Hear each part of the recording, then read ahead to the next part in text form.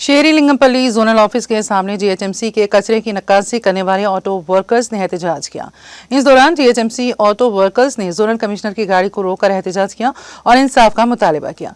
उन्होंने zonal office के सामने एहतजाज करते हुए मुतालिबा किया है कि जमाशुदा कचरे को रिसाइकिल किए बगैर रामकी वाले जिस तरह से उनके साथ सलूक कर रहे हैं उसे बंद किया जाए। एहतजाजी मजदूरों ने कहा है कि वो शेरीलिंगमपल्ली और चंदानगर के जुड़वा सर्कल्स में 2000 से ज्यादा कचरा उठाने वाली गाड़ियां चलाते हैं और ये कि राम की कंपनी उन्हें डंपिंग यार्ड्स में कचरे को रिसाइकल करके कमाई जाने वाली मामूली रकम हासिल करने से रोक रही हैं।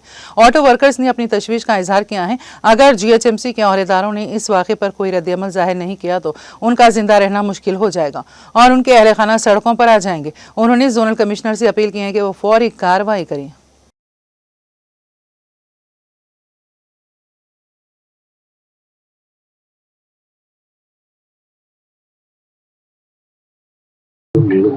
మీడియా మిత్రులకు ఇక్కడికి వచ్చిన కార్మికులకు అందరికీ నమస్తే.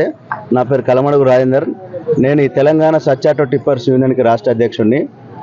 ఈరోజు ఇక్కడ షేర్లింగంపల్లి జోనల్ ఆఫీస్కి రావడానికి గల కారణం ఏంటంటే ఈ జోన్లోని చందానగర్ సర్కిల్లో ఒక 200-250 వెహికల్స్ ఇంటింటి చెత్త సేకరణ చేస్తూ జీవనోపాధి కొనసాగించడం జరుగుతుంది. గత 20 సంవత్సరాలుగా వాళ్ళు ఇంటింటి చెత్త సేకరణ చేస్తూ దానిలో వచ్చే రీసైక్లింగ్ ఐటమ్స్ ఏవైతే ఉంటాయో పెట్ బాటిల్స్ కానీ ఇంకోటి కానీ మళ్ళీ అట్టలు కానీ అటువంటి అమ్ముకొని వాళ్ళు జీవనోపాధి కొనసాగిస్తున్నారు.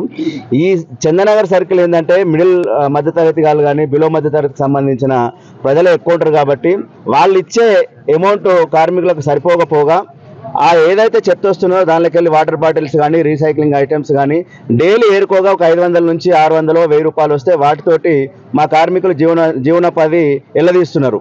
ఇప్పుడు వారి పిల్లల్ని చదివించాలన్నా కూడా లేకపోతే ఏదైనా అప్పులు తీర్చుకోవాలన్నా కూడా ఈ డైలీ వచ్చి 500 నుంచి 1000 రూపాయలే వారికి బాగా వాటి మీద ఆధారపడి ఉన్నారు. కాబట్టి ఈరోజు కొన్ని డంపింగ్ యార్డ్లలో ఈ చెత్త ఎక్కడ కూడా బయట వేయొద్దు, ఏరుకోవద్దు అని చెప్పేసి జిహెచ్ఎంసీలో ఒక నిబంధన వచ్చింది. అది కొన్ని జాగాలలో అప్లై కూడా చేసారు, అప్లికేబుల్ అవుతుంది. అయితే ఇక్కడ ఏంటంటే ఒకటేసారి మీరు మమ్మల్ని ఏరొద్దు అని చెప్పేసి అంటే కార్మికులందరూ రోడ్డు మీద పడతారు, వాళ్ళ జీవనోపాధి కూడా కోల్పోతారు. కాబట్టి వాళ్ళ బ్రతుకులను నాగమవుతాయని చెప్పి గతంలో ఒక 1 మంత్ కింద మేము జోనల్ కమిషనర్ ఉపేందర్ రెడ్డి సార్ని మేము కలవడం జరిగింది. వారు కూడా చాలా సానుకూలంగా స్పందించి సరే అక్కడ పిట్టు కట్టడం అవుతుంది కదా, కట్టిన తర్వాత ఎవరైతే మరీ వరెస్ట్ కండిషన్లు ఉన్నారో వాళ్ళని ఏరుకోవడానికి ఏదైనా అవకాశం కల్పిస్తాంలే అని చెప్పేసి వారు ఆ రోజు సూచాయిగా మాకు చెప్పడం జరిగింది. ఈ రోజు కూడా మేమేం ధర్నా రూపంలో కానీ ఇంకో రకంగా రాలేదు. దయచేసి మీడియా మిత్రులకు కూడా మేము చేతులెత్తి తెలియజేస్తున్నాం.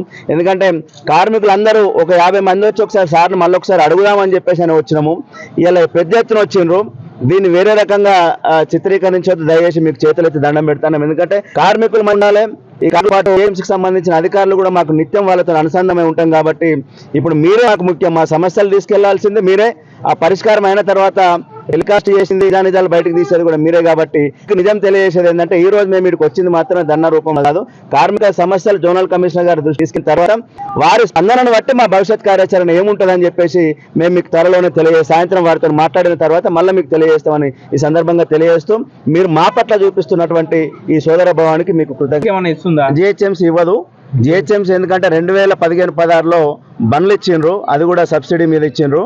వాటికి సంబంధించిన ఈఎంఐ